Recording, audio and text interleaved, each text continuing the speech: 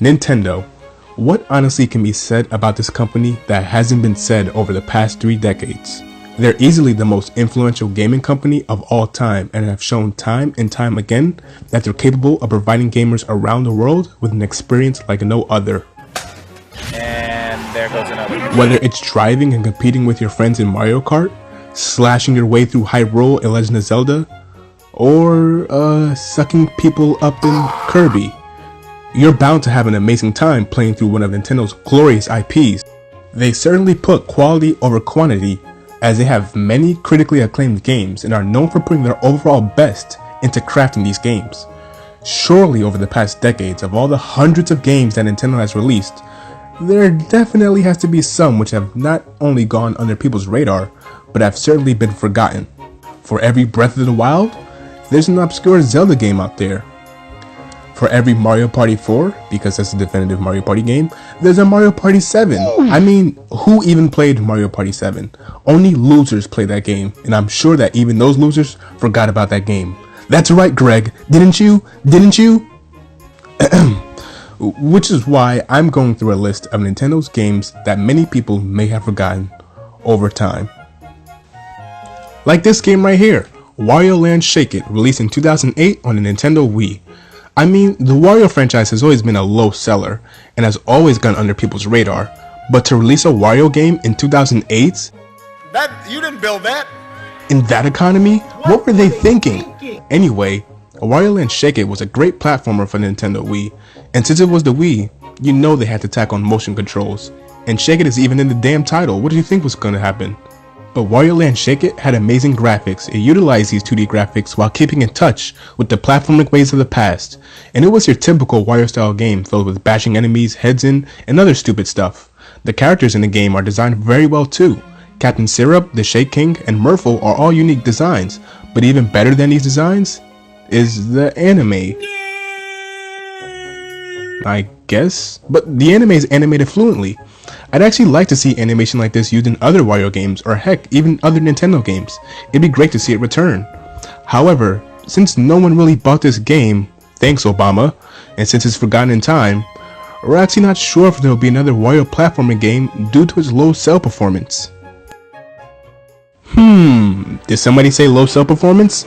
That reminds me of another great Nintendo game, The Wonderful 101. This game was released on the Nintendo Wii U in 2013, and did you hear the console I said it came out on? The Nintendo Wii U. I think that alone should tell you why this game was forgotten in time. It was released on a console that was dead on arrival. Don't you just love it? But in all seriousness, Wonderful 101 was a well-crafted game developed by the fine folks over at Platinum Games, known for Bayonetta 2 and Star Fox 64 remastered for the 900th time. Now, although this isn't a Nintendo IP, I'm still including it onto the list because dang it, someone has to talk about this game sometime, and here's the thing, there's a long list of reasons why this game may have underperformed. It could be because it was released on a failing console, it could be because it was a new IP, it could be because it was released on the freaking Wii U, but who knows. This game had an amazing art style with intuitive gameplay. Maybe one day we can see it released on the Switch. I know Platinum Games is still hoping for a port, but the game just didn't have a large amount of interest because it was on the freaking Wii U. You see how the cycle works? It's all your fault, Wii U. Now this game is forgotten forever. That's okay! Just because a game is released on a high-selling console, that doesn't mean it won't flop. I mean, just look at... oh my god. Metroid Other M, released on the Nintendo Wii in 2010. Now granted, I'm not the biggest Metroid fan out there, but the reception this game had from its fanbase when it launched was demonstrably bad. The series was just outright abandoned by hardcore fans when this game launched, failing to reach the top spot in Japan when it first launched, being outsold by freaking Wii Party and only selling moderately well in the States. Now this game is not only forgotten as a Nintendo game, but as a Metroid game as well, with folks griping on the story and how they treated the character of Samus when it came to her backstory. Without going all into it, people critiqued the way Samus was portrayed in the game in relation to her decisions. Also, Samus was given a voice and a dream. I had been reliving the tragic moments of my recent past. No. But now, when people look back at the Metroid series, oftentimes they leave this game out on purpose, highlighting Metroid Prime 1 through 3, but never Other M. People even bring up Metroid Prime Pinball before they bring up Other M, which just goes to show you the type of backlash this game gotten. Fans have basically pushed it into obscurity against its own will. But who cares? It still gave Samus this voice. A dream. Oh, poor innocent Super Paper Mario, what did you do to deserve this fate of obscurity and forgottenness?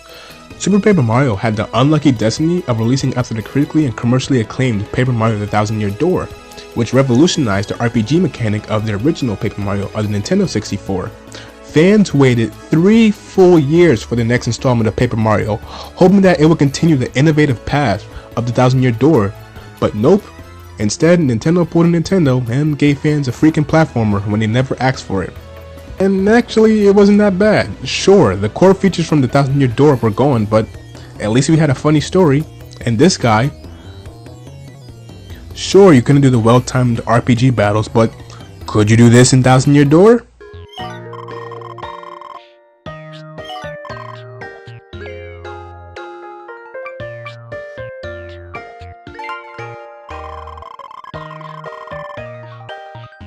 I think not. It's not that the game sold poorly, which is why it's forgotten.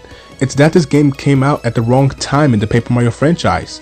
Smudged between the beloved Thousand Year Door and the reviled and hated Sticker Star makes this game end up in obscurity. Thousand Year Door is remembered for being the best Paper Mario game, while Sticker Star is hated for possibly being the worst. What is Super Paper Mario remembered for? Well, I can tell you that's not much because it's mostly forgotten, at least when compared to the other games in the franchise. Ice Climbers. Now, I know what you're thinking. Ice Climbers? Forgotten? How could they be when they've been in almost every Super Smash Bros. Game? And to that I say sure, while they may be represented in Super Smash Bros., when it comes to them having their own released game, they haven't had a game of their own released in 34 years. Allow me to say that again. 34 years! I always hear people complain about them having to wait for Half-Life 3 or for a Banjo-Kazooie sequel, but imagine waiting 3 decades for an Ice Climber sequel. And it's not that the game was terrible or anything, it was just that it's your run-of-the-mill platformer, similar to that of Kid Icarus. Wait, what happened to Kid Icarus?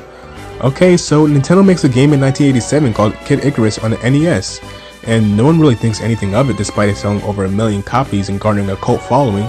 But then, 4 years later in 1991, they released Kid Icarus of Mice and Men for the Game Boy, and literally the series is dead for over 20 years, until our Lord and Savior Masahiro Sakurai revives the series by placing Pit in Super Smash Bros. Ball, and literally no one knows who the hell this guy is, and he ends up dying again. But then Sakurai decides to revive him again, even further by developing Kid Icarus Uprising on Nintendo 3DS. Isn't that just incredible? But then the series died again, and now that's it. We haven't seen a Kid Icarus game in over 7 years. Maybe once Sakurai is done with Super Smash Bros. We'll get another one, but as for the time being, I guess we'll have to wait another 20 years for a sequel. Ah yes, Chibi Robo, my favorite Nintendo robot, next to Wally. Now, this entire franchise is highly underrated and goes under many people's radar, and you know what? That's rightfully so. For a new IP on the moderately sold GameCube, it's expected for a game of this likeness to go unnoticed. But let's be honest here, has anyone actually played Chibi Robo? Well, you play as Chibi Robo, a robot owned by this family, and you spend your entire time walking around and cleaning up, which allows you to collect happy points. Yeah, this game isn't your typical Nintendo game, but it came out at a time when Nintendo just had this weird fondness for cleaning up. They gave Mario a water gun for cleaning up, they gave Luigi a vacuum cleaner. Wait, what am I saying? This is a typical Nintendo game. Unfortunately, the game sold pretty poorly its first week, selling only 29,000 copies its first week in Japan.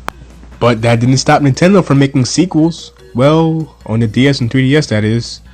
Yeah, this basically meant that the series was getting pushed aside. I'm sure if this game garners up enough of a following, we could get a proper sequel, but seeing how they treat this game now and how the sequels have nothing to do with the original game, the chances of this happening are becoming more and more slim. Nintendo would make a proper sequel to this game, but only if the other games sold well. But who the hell wants to play Chibi Robo Ziplash? God, the game makes me want to kill myself. Now it's time for a game that separated the boys from the men, the girls from the women, and the blacks from the whites.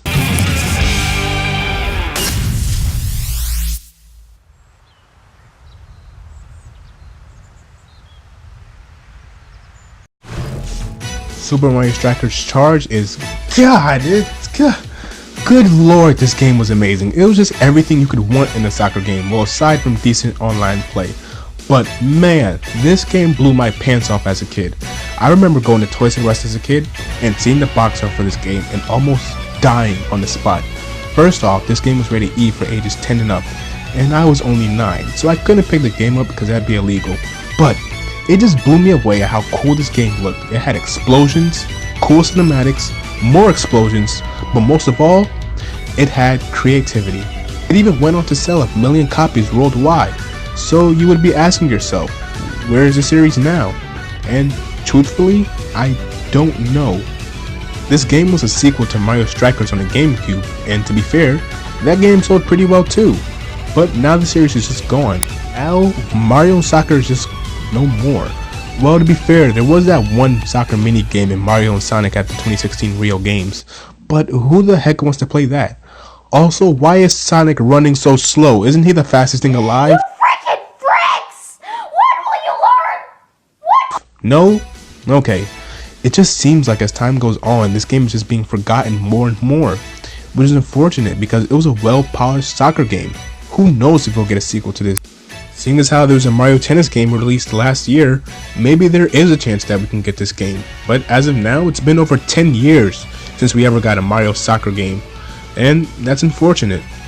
But maybe one day we'll get a sequel. And alright guys, if you enjoyed the video, please click thumbs up and hit that like button. Like the video, it'll help me out a lot. Click subscribe and stay tuned for more. Thanks for watching my video.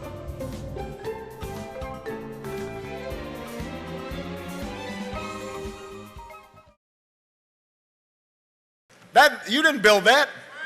Somebody else made that happen.